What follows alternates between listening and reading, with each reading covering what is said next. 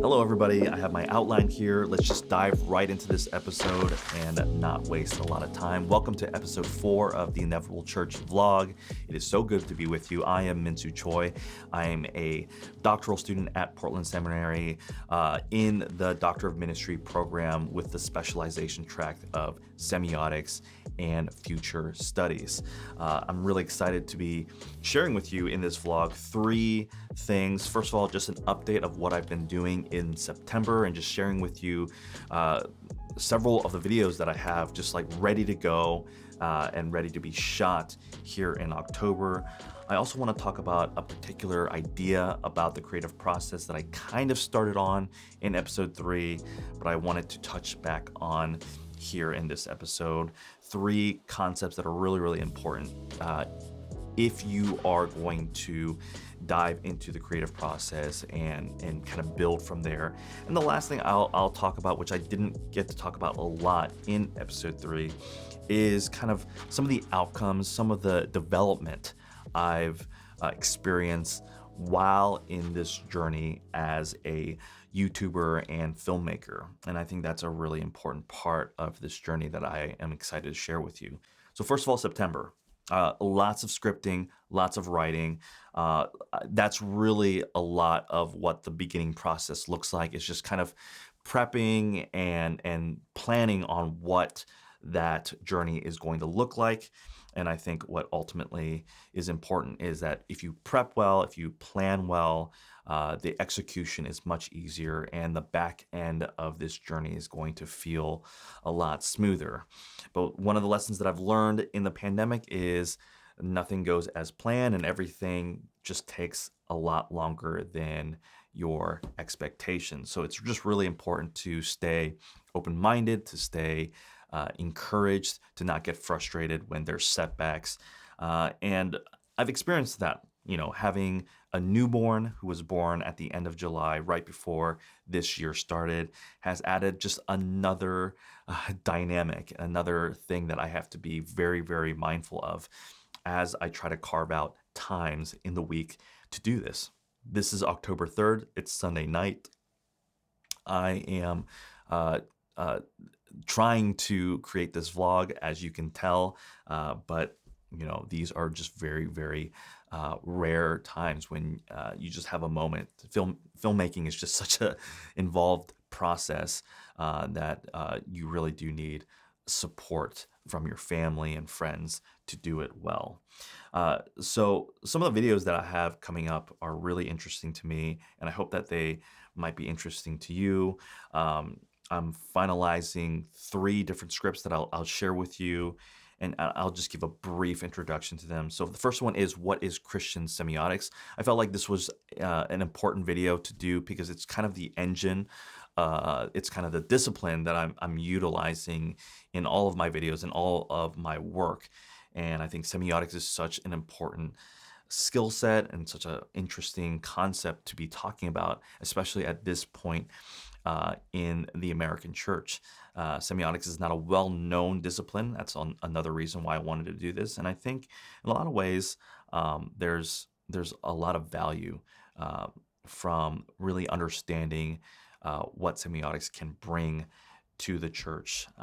So that's the first video. Second video that I'm thinking through is a video dedicated to the Bowen theory. The Bowen theory is a theory of psychology that sees families and organizations and companies and like societies and cultures as a unit of emotion. There's an emotional component that connects us to our family members, to our workplaces, to our communities.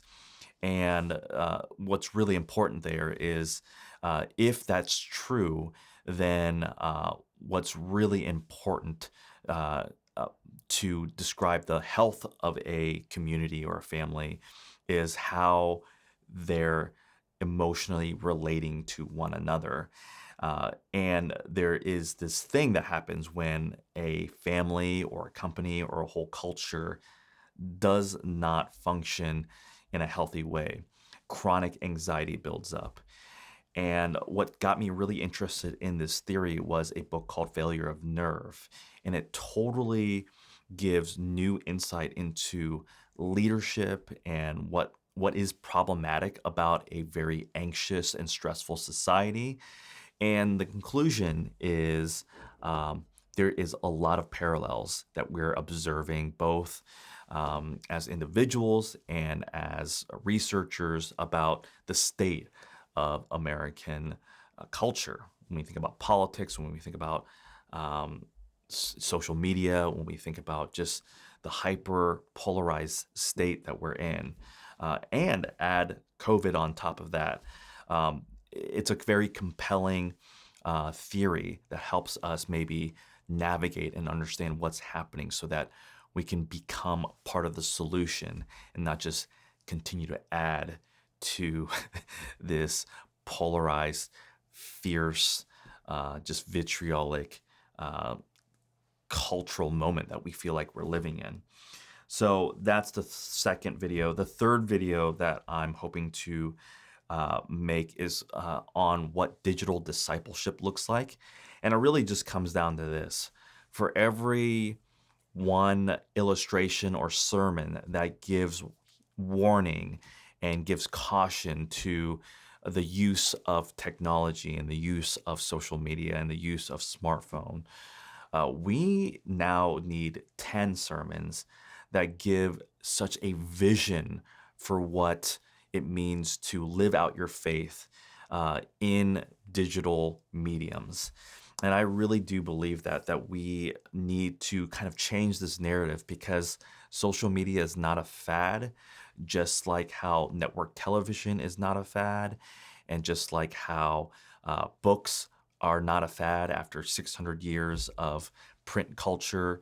Social media is here to stay, and we have to now, as a church, learn to engage with it well, not just to imitate and not just to go after low hanging fruit, but to create a vision that makes modern day disciples salt and light, and not to just be influencers and not just to commodify certain aspects of truth, but to really be loving and faithful neighbors on the internet. And so I'm really excited to dive into what digital discipleship really actually means for the church in this modern context. So I'll be making a video on that as well.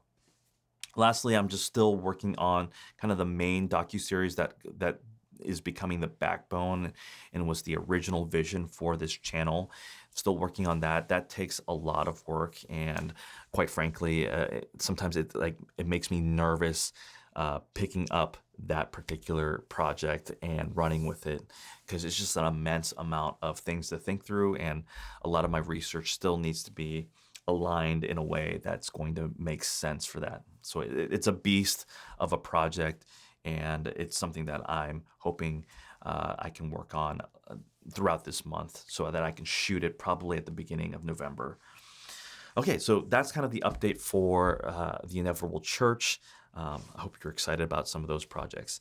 Let me talk about two just things really, really briefly about the creative process that I started talking about in episode 3. First of all, I've been thinking about this thing, 3 individual concepts that are connected and that are really pivotal if you're going to start the creative journey. There's 3 principles. They all start with M, so they're easy to remember. And I'll just briefly touch on all 3 of them. And I want to make a video on this that's like a standalone video. But the 3 concepts are having a manifesto, 2, having a message, and then 3, having a medium. And these 3 concepts really help, I think, enhance and help accelerate the creative journey for all of us. So one of my hearts ultimately is to help people who don't see themselves as creative, don't see themselves as makers, start to make. And find out that they do have a story and something to offer. And I think my great hope is that we can continue to lower the bar for anyone who wants to share their story, especially through digital mediums such as YouTube or blogging or podcasting. But the three things that you have to think about is manifesto, message, and medium. Manifesto is a lifelong process of understanding what fires you up. It's not just your passion, but like your purpose, what you love championing, as well as what you want to protect. And I think that's a really good way of thinking about, content. Like, what do you care about? And what could you talk about endlessly? After you kind of start having an idea about that, then you can start thinking about the message, which is how you're going to share that good news. How are you going to do it? Are you going to talk about these particular things or these particular things? How are you going to integrate your own story and your own personalities as a part of your message? So the distinction between message and manifesto is if the manifesto is the why, the message is, well, what part of that why are you going to talk about? And I think it's really good to try to develop 15 to 20 kind of like talking points around your manifesto, and that's what becomes your message. And the third thing that I've been thinking about is medium, which is just understanding like who your audience is and how you're going to reach them and how you're going to make that connection as real and as authentic as possible. When you think about filmmaking, at some point you have to get fairly comfortable in front of the camera. Hopefully, as you're watching me right now, I'm communicating a level of comfortability as well as just like poise in front of this camera. I'm used to it. I'm talking to you. I can visualize you. It's something that I've worked on for many, many years. And that's a really important. You have to understand the medium that you're going to work in order to maximize the potential of your message so that ultimately your manifesto becomes a reality one day. So I've just been thinking about that. The relationship between those three things are really important, and we can be talking about that for ages, but I wanted to create a video on that. But this is how you begin the creative journey. You want to be able to identify these things, and you don't have to have a picture perfect, clear view of all three of these things, but it does require embarking on a lot of questions, and it requires a lot of self-awareness and honesty. And I think ultimately it's really good. And I bring that up because I want to talk about this last point, which is in the last video, I didn't emphasize enough like how long it really takes to get decent at something like creating content on the internet. When you think about either video or podcasting or even writing and just putting yourself out there, it just requires a new set of skills that takes a long time to master and to really get intimate with. And, I've heard about, this 10,000 hour rule that Malcolm Gladwell has made popular. I think some of that is relevant and I think is true. I think it's really important that we understand the difference between utilizing these mediums compared to kind of the old ways, pen and paper, being in person. Communicating digitally is not a one-to-one transfer. It doesn't mean that just because you have influence and power and you have experience and education in these areas, it's automatically going to transfer. I think in some ways we have to assume that when we start utilizing a digital medium for our own content creation, we all start at ground zero. We should all become students once again. We should become avid learners, and we should really assume that we don't know much. And the temptation is to either disqualify ourselves so we never start, or to never put the work in because we think that we were successful here, we're going to be successful here. I think ultimately the reason why this is so important is because I want to remind us that the real core reason why I've even embarked on this journey is because I've seen the power and the potential of growth that comes from putting yourself into this spot. There are plenty of days, and there have been plenty of days where I didn't choose to hit that record button. I didn't choose to turn on the light. And that was another day where Um, I didn't get to learn, and I didn't get to get better, not just at the technical and the hard skill sides, but to really get to know myself and to get more comfortable in my own skin. And I think that is the most powerful thing I can say about the discipleship aspect of creating and making. Having a theology of making makes you confront yourself. Um, it makes you confront yourself as a creator. It makes you confront yourself in your weaknesses and in your insecurities. It puts you in a place of vulnerability. It puts you in a place where you really have to be intentional about how you're wanting to communicate, what you're about, what kind of person you are. You just face these questions naturally.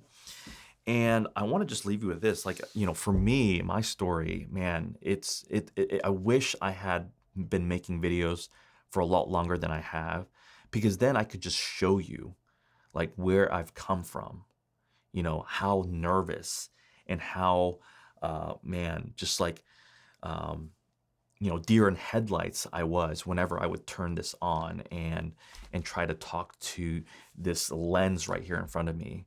um, you know, all I could really see back then was this black void, which is the lens. But now I can just kind of visualize you. I feel like I'm actually talking to you in almost a normal way. Um, Along the way, I feel like I've gotten more honest. I feel like I've gotten more comfortable. I'm just more confident because of this whole process.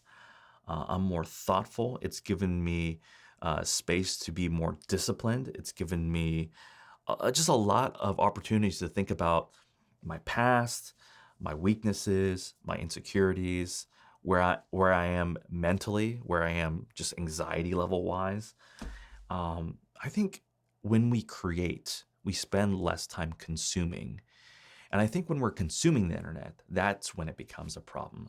When we're just needing the dopamine hit, that's when it becomes a problem. But you know what happens when you're just kind of in the trenches, just trying to think of ideas? Yeah, you might get discouraged. You might get, creative blocks. You might want to give up every once in a while. You do give up every once in a while. But if you stick with it, you learn tremendously about yourself, as well as just kind of the human condition, as well as, you know, people around you. And I think you start realizing that our lives can produce something that's greater than ourselves. And what it produces can be valuable and impactful in different ways to other people.